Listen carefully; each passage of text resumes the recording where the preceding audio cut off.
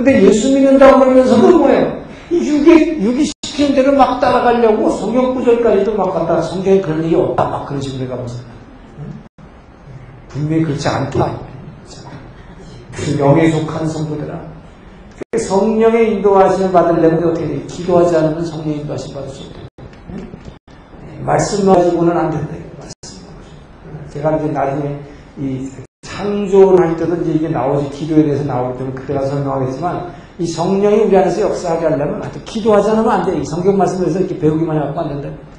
그래서 제가 그렇게 끊임없이 기도를 강조하는데, 그래서 우리가 기도 생활할 때에 날마다 새벽을 깨우고 기도하는 자에게 성령이 이 안에서 뭉클뭉클 그 보이지 않는 하나님의 사랑을 이 안에서 막 전달하기 시작할 때에 뭐예요? 나도 모르게 육을 즐기던 것들이 점점 나도 모르게 끊어져 가는 거지, 내가 작심하고 끊으려고 끊어지는 거 아니에요. 육에 속한 성도에서 벗어나는 방법이 있거든요. 전에는 나도 막 끌려다녔는데 뭐예요? 이제는 나도 모르게 이게 바로 뭐예요? 성령의 인도하심을 받는 삶으로 바뀌어가고 있는 것을 제가 알고서 깜짝 놀라게 되는 게 스스로. 이게 이제 기도하는 사람들에게 주어지는 변화입니다. 기도하지 않으면 변하지 않아요. 이렇게 기도할 때, 자, 제네바 얘기하다가 그 얘기를. 제네바 가가지고 이제 뭔가 좀 이제 제대로 예수 믿겠다고 갔는데, 성경 공부하는 그룹에 서로 가족이 모여서 시작을 했는데, 제가 저 혼자만 모태신앙이고, 저 혼자 제일 오래 믿었고, 나머지 사람들 미국 유학 가서 교회 다니게 된 사람들인데, 뭐 성경 구절 하나씩 뭐 외우지 않았는데, 어찌나 착착착착 잘 되는지 말이죠. 근데 저는 아무리 해도 그건 안 해주더라고요, 성경 구절을. 그랬는데 그날 하루는 이걸 외우자 그래요. 그래서 이걸 외우는데 저는 그렇지 않아도 잘 안 외워지는 데다가 내용이 참 마음에 안 들었습니다. 자, 이게 왜 마음에 안 드는지 알아봅시다. 빌립보 4장 10절부터 자, 모든 기도와 간구로 너희 구할 것을 감사함으로 하나님께 아뢰라. 그리하면 뭐예요? 뭐 잘 외우시는데 저는 그 부분이 마음에 안 들었다 이 말이에요. 자, 모든 기도와 간구로 미리 감사함으로 하나님께 아뢰라? 그게 뭐예요? 다 해결해 주겠다는 말이에요. 그죠? 그럼 그 뒤가 어떻게 돼요? 그리하면 뭐예요? 너희 문제가 왕창 다 해결되리라 이래야죠. 그래야 그냥 뭐 열심히 막 모든 기도와 간구로 하면서 막 감사합니다. 그럼 막 싹 다 해결해 줘야지. 근데 그 뒤에 나오는 구절이 지금 여러분들 막 읊어냈지만 뭐예요 이게? 모든 지각에 뛰어난 하나님의 평강이 너희 마음과 생각만 지켜준대. 문제는 하나도 해결 안 됐어요. 이게 진리예요. 근데 이게 진리예요. 그러니까 뭐예요? 그 당시에 아직 믿음이 연약한 나로서 저는 이제 막 예수 제대로 믿어보려고 그러니까 나 이거 같으면 그렇게 뭐 악을 쓰고 외울 생각이 없더라 이 말이에요. 뭐 이렇게 열심히 해봤자 뭐 내 마음과 생각만 지켜줘갖고 뭐해냐면 문제도 해결 안 되는데 내 어려움은 그대로 있잖아. 자, 근데 여러분 이게 놀랍게도 그 우리의 마음과 그 모든 지각에 뛰어난 게 뭘 보냐? Beyond our knowledge입니다. 우리가 생각할 수 없는, 우리는 도저히 알 수 없는 Beyond our knowledge. 그 평강, 그 하나님 주신 그 평강, 그 평강이 내가 이 지금 환경으로 인해서 그 얼어붙은 그 환경으로 인해서 이 고통받고 있는 이 터널을 지나갈 동안에 여러분 그 문제 해결은 금방 해결해 주시는 게 아니에요. 구원은 과정이라고 그랬죠. 프로세스. 이 터널을 지나가야 되는 것입니다. 이 터널을 지나갈 때 가장 중요한 것은 내 생명이다. 내 생명. 그 생명을 지켜주시는 주님과 함께 네가 동행할 때에 너희 마음과 생각을 그 엄청난 고통 가운데에서 너를 지켜주시는 그 성령께서 너희 마음과 생각을 지켜주시면 그분과 함께 이 긴 터널을 통과하고 있는 동안에 뭐예요? 내 마음은 평안을 얻고 내 생명이 뭐예요? 새 생명을 얻어나가고 있으면 그 기간이 뭐 한 달인지 1년이 될지 얼마가 될지는 알 수 없지만 그렇게 여러분이 그 평안 가운데에서 그분을 붙잡고 그 터널을 그걸 통과하고 있는 하나님이 우리가 전혀 할 수 없는, 우리가 상상도 할 수 없는 방법으로 문제가 해결된 것을 보고서 깜짝 놀랐네요. 이것이 하나님의 방법이에요. 근데 우리는 기도해놓고 말이죠. 기도해놓고 금방 안 이루어진다고 막 난리치다. 하나님의 시간 계획과 우리 시간이 다르기 때문에 그 시간을 내가 원하는 시간에 안 맞춰준다고 막 불평하세요. 그래서 기도 응답 없다고 그러는데 그게 아니라. 그래서 이것이 굉장히 중요한 문제지. 제가 대전에서 하는 두란노에 가서 이 성경의 맥 특강을 한 2박 3일 하고 이제 근데 어떤 한 분이 여성 CEO인데 이분이 부도가 나가지고 엄청나게 큰 사업을 하다가 큰 부도가 나가지고 매일매일 죽고 싶었어요. 하루 아침에 일어나면 너무 두려운 거예요. 그렇죠? 일어나면 뭐예요? 빚쟁이들한테 전화 오죠. 병원에서 왔다 갔다 그러죠. 그러니까 막 살기가 싫은 거죠. 이제 죽는 것밖에는. 그러니까 사람들이 뭐예요? 갑자기 막 잘 나갈 때는 하나님 생각도 안 하고 있었는데 이제 뭐예요? 갑자기 찬바람이 쌩쌩 불어가지고 얼어 죽게 되니까 뭐예요? 뭐 어떻게 할 바를 그렇게 되니까 어떻게 해요? 죽고 싶단 말이에요. 이걸 견뎌내는 방법이 없어요. 아침에 일어나기가 싫은 거예요. 눈 뜨기가 싫은 거예요. 눈 뜨고 뭐 고통이니까. 그 이분이 자살하려고 그랬어요. 죽으려고 그랬어요. 근데 본인 말씀이 나중에 고백이지만 자기 자살하려고 해도 자살할 수가 없는 게 자기가 부양하는 가족이 있는데 자기가 자살해보면 큰일 난다. 그래서 도저히 그게 안 되기 때문에 그래서 자살도 못하려니까 어떻게 하겠어요. 그러니까 막 그야말로 생지옥이죠. 이게 죽을 지경이죠. 술을 아무리 마셔도 안 되고 안 되죠.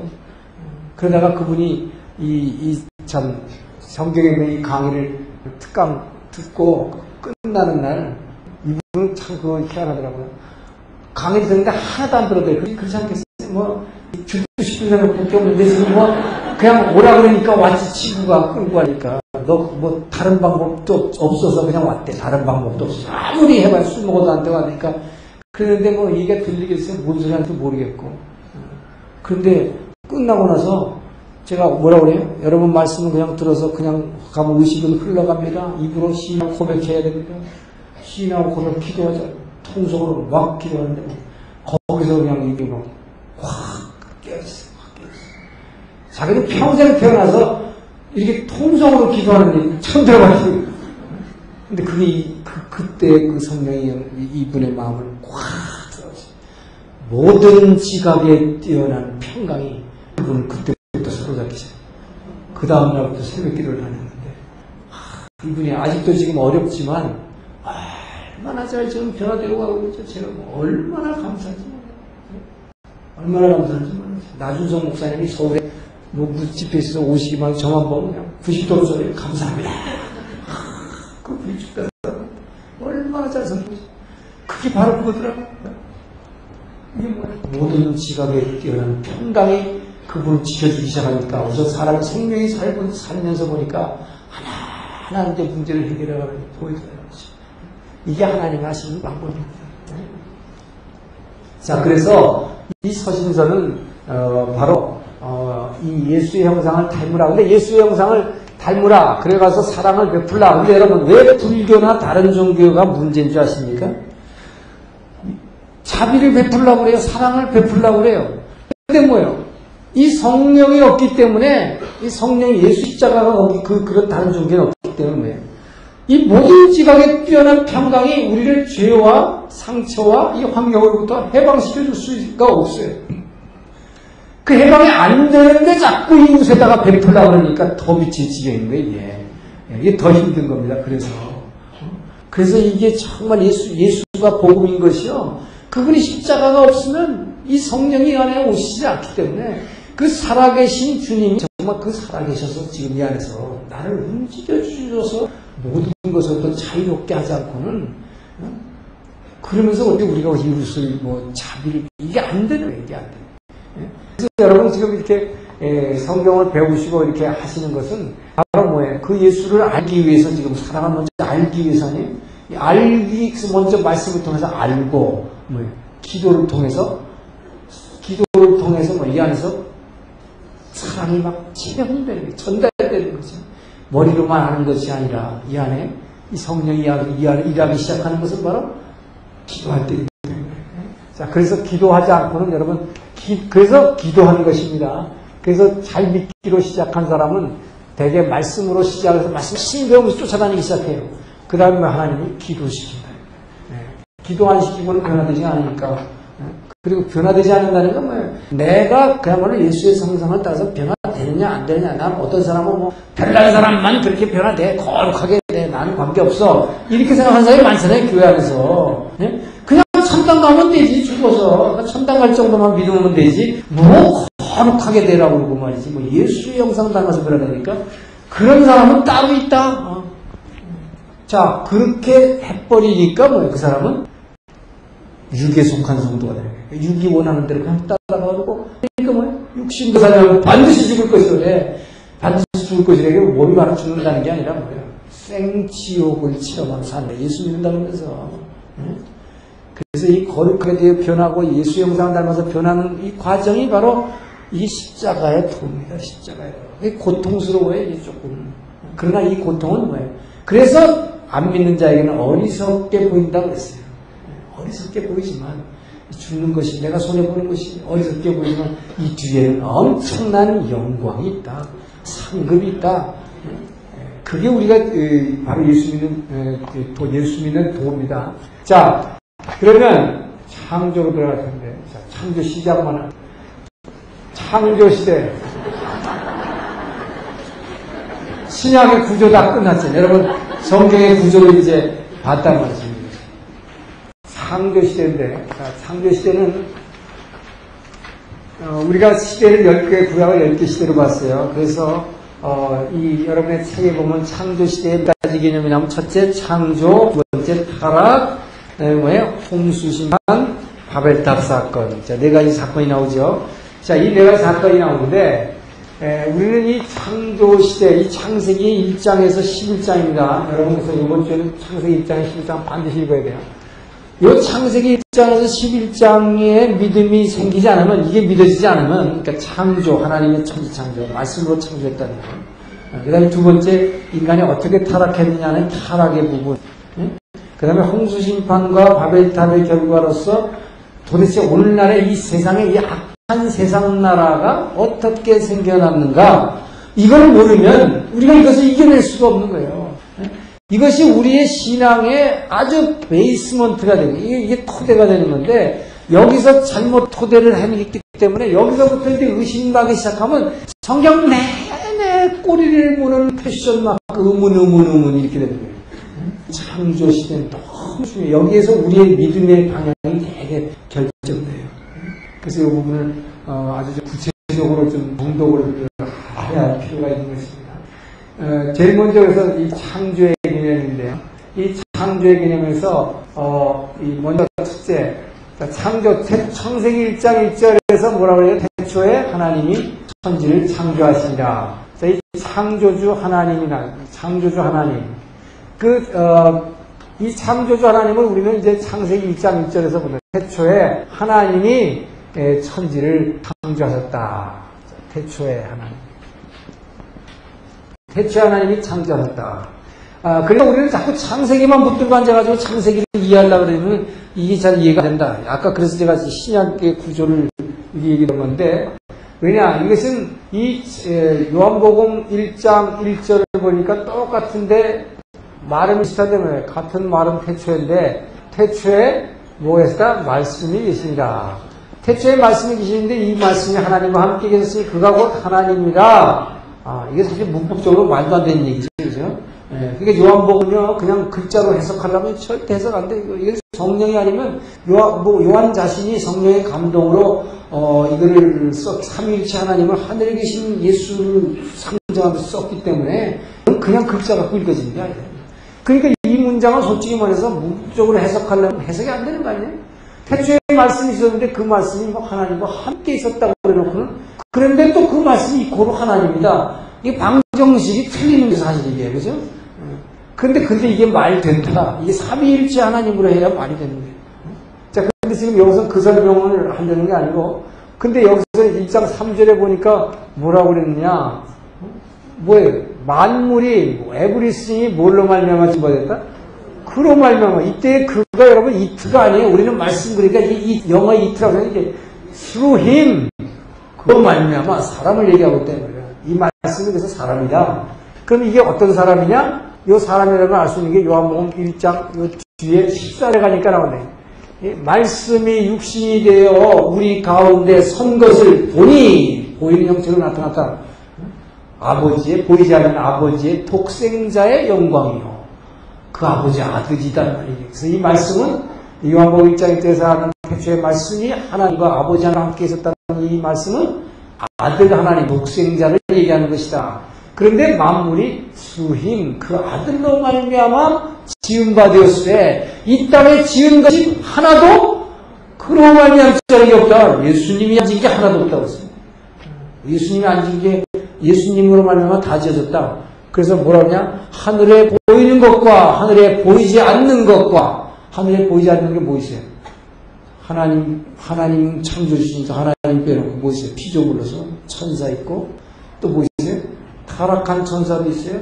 사탄. 이것도 뭐예요? 지은 것이 뭐 하나도 그런 말미암지 않은 게 없어요. 천사로 지은 거예요. 그러니까 결국은 뭐예요? 그게 또 다 피조물이라는 뜻이에요. 다 피조물이다. 자, 그래서 이 창조주 하나님에 대해서는 우리가 그냥 막연히 우리는 아버지 하나님이 다 하셨을 거로 생각하는데 그게 아니라 여기서 말하는 창조주 하나님은 삼위일체 하나님이다. 자, 이 세 하나님이 협력해서 창조를 이뤄내신다는 것입니다. 그래서 이 삼위일체 하나님의 이 창조의 분업, 이 창조의 분업. 자, 이 분업을 되는데, 그래서 이 삼위일체 하나님은 이제 우리가 앞으로 분명히 삼위일체 하나님이 계속 나와요. 삼위일체 하나님. 자, 아버지 하나님이 계십니다. 아버지 하나님 계시고, 아들 하나님 있고, 성령 하나님. 자, 이걸 삼위일체 하나님이라고 해요. 그 아버지 하나님은 성경에서 뭐라고 하냐면 본체, 그는 근본, 본체시나. 이 아버지 하나님이 본체 하나님이고, 이 본체 하나님이라는 얘기는 무슨 얘기냐? 이것은 사랑 그 자체다. 하나님은 사랑이시라. 자, 요한에서 4장 8절. 하나님은 사랑이시라. 이게 사랑 그 자체다.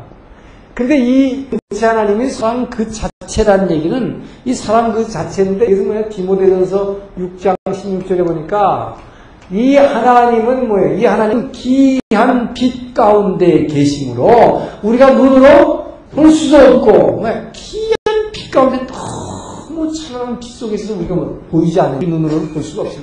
그래서 본체 하나님은, 아버지 하나님은 아무도 본 자가 없어요. 하나님을 본 자가 없으되, 그 전에 하나님 볼 수가 없어요. 그 기이한 빛 가운데서 보이지 않습니다. 자, 기이한 빛 가운데서 보이지 않을 뿐만 아니라 우리가 뭐야? 그래서 만질 수도 없고 또 가까이 갈 수도 없어요. 그래서 이 본체 하나님이신 아버지 하나님은 여러분 우리 피조물들은 죽었다 깨어나도 그분을 우리가 볼 수 없고 만질 수 없고 어떻게 갈 수가 없어요. 그래서 그 하나님은 뭐예요? 이 하늘과 땅을 여기, 이 땅에다가 우리 피조물이 사람을 여기다 줘놓고 우리를 사랑하신 그 하나님은 이 땅과 하늘을 연결해주는 누군가가 분명히 있어야 된다는 거죠. 그죠? 그 이 하늘과 땅을 연결해주는 그 하나님이 이 아들 하나님. 이분의 역할이, 그래서 이 아들 하나님은, 그래서 이걸 말씀 하나님과 말씀 하나님. 이 아들을 통해서 말씀하시잖아요. 그래서 아까 요한복음 1장 1절에 바로 뭐라 했습니까? 태초에 말씀이 계십니다. 이 말씀이 바로 그 아들이다. 했잖아요. 자, 그래서 이 말씀하시는 아들을 둬가지고 이 본체이신 아버지의 모든 것을 아들을 통해서 우리에게 말씀으로 주기 때문에 그 아버지가 사랑이라는 것을 안다요. 누구를 통해서? 바로 이 아들을 통해서 아는 거예요. 그렇기 때문에 우리 사람은 보이지 않는 이 아버지 하나님을 아는 길은 예수를 통하지 않고 또 말씀을 통하지 않고는 죽었다 깨어나도 알 수가 없어요. 그래서 주님이 자신있게 선포하신 게 내가 길이요 진리요 생명이 나로 말미암지 않고는 그 어느 누구도 아버지께 갈 자가 없다. 왜? 그 아버지를 알 수도 없고 만날 수도 없고 그 아버지가 내게 뭐 원하시는지 알 수가 없다 이 말이에요. 그렇기 때문에 이 아들이 아니고는 우리는 그래서 우리는 그리스도를 믿는 사람, 크리스찬이라고 하는 것입니다. 여러분, 내가 믿는 상대가 누구든지 분명히 알고 있어요. 우리는 그리스도를 통해서 그 아버지 보좌 앞으로 나가는 거예요. 그래서 이 아들은 이게 바로 하늘과 땅의 중보자다. 하늘과 땅의 중보자다. 그래서 여러분, 그래서 보니까 왜 창조주 하나님이 창조의 분업이 필요한가? 땅에 관계되는 일을 하려면 이 아들을 통하지 않고는 안 되는 거예요. 이 본체이신 아버지 하나님 그 자체가 빛 가운데 계신 하나님은 직접 우리의 일에 개입하시는 분이 아니에요. 그분은 사랑 그 자체로서 아들을 통해서 역사하신다. 아들을 통해서. 아들을 통해서. 그래서 이 아들을 통해서 말씀하시고 아들을 통해서 이 땅에 그래서 그러니까 창조도 아들을 통해서 하고 왜 이 창조의 새 천지 창조도 이 천지 창조는 예비단계라고 해서 진짜 창조의 완성은 교회를 창조하신 것도 누구를 통해서 그래서 아들을 통해서 하신 거예요. 이건 아버지가 하시는 게 아니라 아들을 지켜서 하는 거다. 그런데 이게 다 근데 세 분이 같이 하시는 것이다. 중요한 것은. 그러면 이 성령은 뭐냐? 이 성령 하나님은 이것은 헬퍼라고 그러죠. 도우시는 하나님. 자, 그래서 이 독생자라고 하는 것은 항상 이 아들은 아버지와 땅과의 관계. 그래서 아들은 이 세상 전체 우리를 위해서 하시는 일이에요. 그러니까 이건 뭡니까? 이게 전체적인 개념입니다. 콜렉티브한, 단체적인 개념으로서 예수님은 일하신 거예요.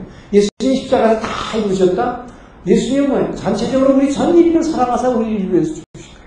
자, 그런데 진짜 나하고 그러면 하나님과의 관계, 여러분 여기 앉아있는 이 나와 하나님 관계를 연결시켜주는 게 누구냐? 그게 바로 성령님이에요, 여러분. 그래서 이 예수만 알고 성령님을 모르면 그럼 여러분 삶 가운데 구원이 이루어지지 않고 여러분 삶 가운데 천국을 못 누리는 이유가 여기서 출발한다. 이 삼위일체 하나님이 얼마나 중요한 거예요. 이 삼위일체 하나님 모르고 사람들은 그래서 그냥 예수 십자가 다 이뤘다. 그러고 말아버리니까 뭐예요? 내게 이루어지는 구원을 모르는 거예요. 그러니까 이 안에서 그 하나님의 사랑을 알 수가 없어요. 그러니까 머리로만 그냥 알고 난 왜 누리고 하다가 있다 보면 뭐예요?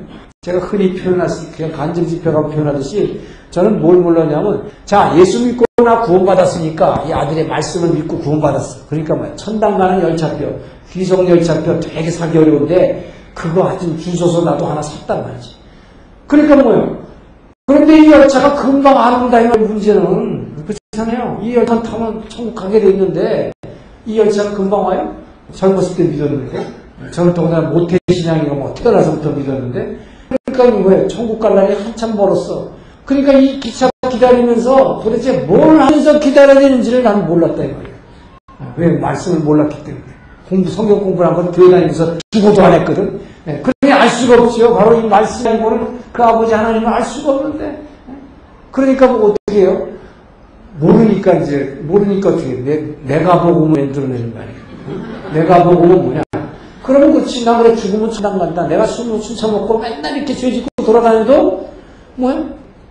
목사님한테 기가 따갑게 들은 말이 뭐야? 예수 믿었으니 다 천당 간다. 예수님이 다 이거네.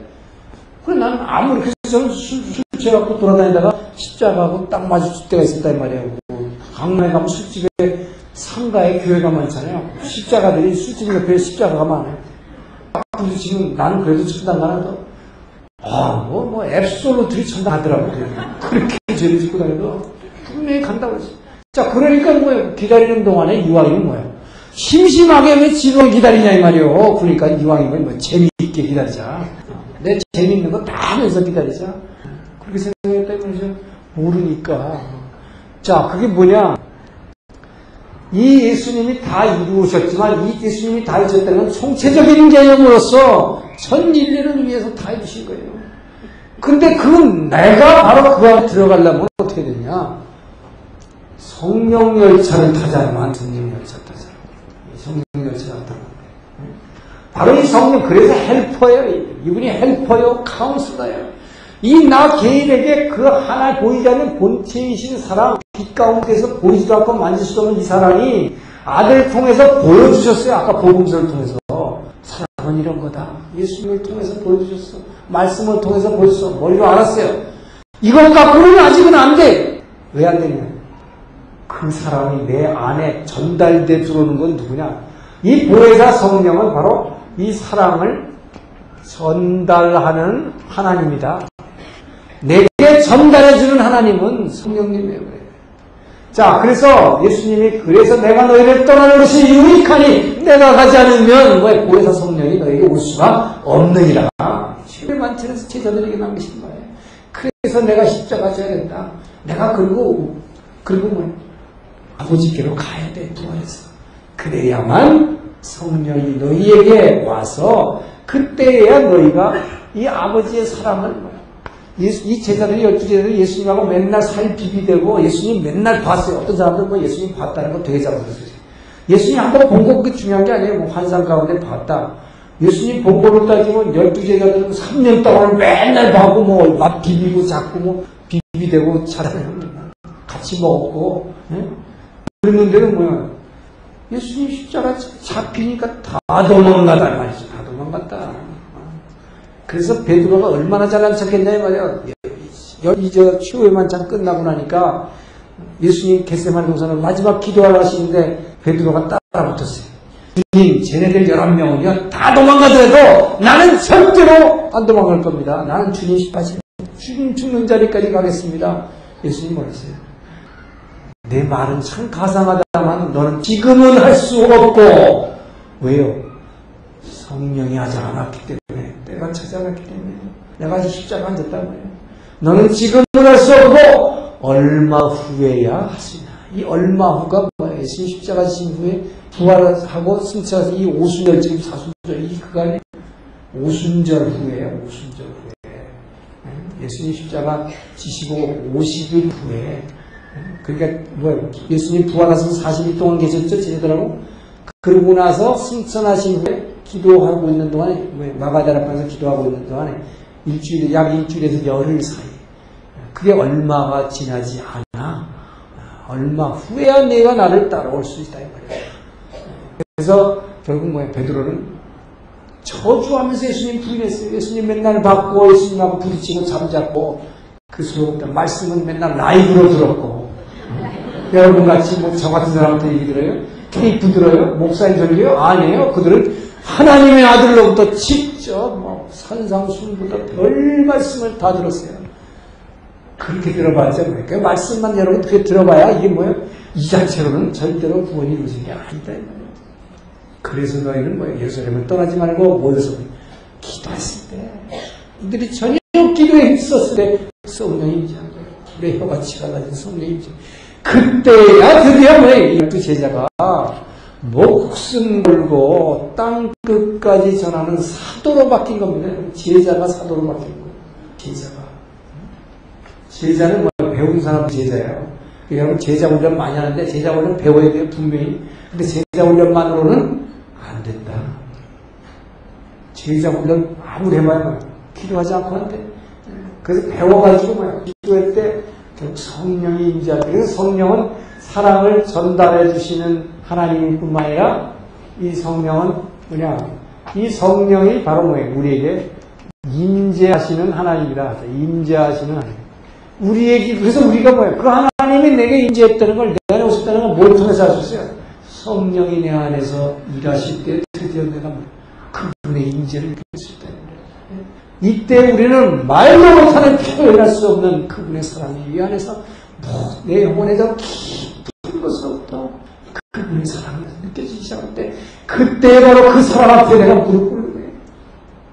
그때 정말 주님은 나의 인생 왕이십니다. 주님이십니다. 이제부터 내 삶의 주인이 되셔서 나를 온전히 주님 닮아서 변화시켜 주시옵소서.